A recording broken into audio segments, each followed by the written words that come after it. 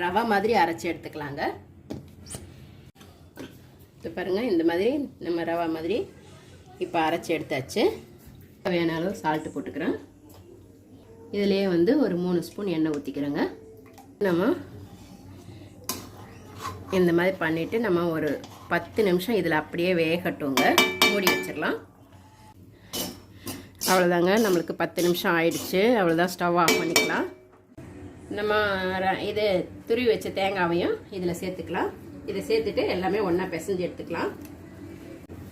நம்மளுக்கு வந்து மாவு வந்து இந்த அளவுக்கு நம்ம உருண்டை பண்ணி தட்டுற மாதிரி இருக்கணுங்க. கையில் நம்ம ரவுண்டு ஷேப்பாக தட்டிக்கணும்.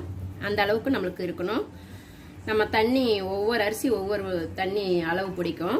நான் ஒன்றுக்கு ஒன்று வச்சுக்கிட்டேன். உங்களுக்கு தேவைப்பட்டால் கொஞ்சம் அதிகமாக கூட நீங்கள் வச்சுக்கலாம். இந்த மாதிரி ரவுண்டாக நம்ம தட்டி எடுத்துக்கலாம். எல்லாமே நான் இட்லி தட்டில் இந்த மாதிரி வச்சுக்கிறேங்க.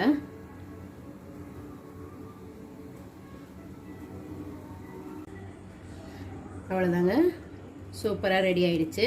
சூடு ஆறட்டும், ஒரு தட்டில் மாற்றிக்கலாம்.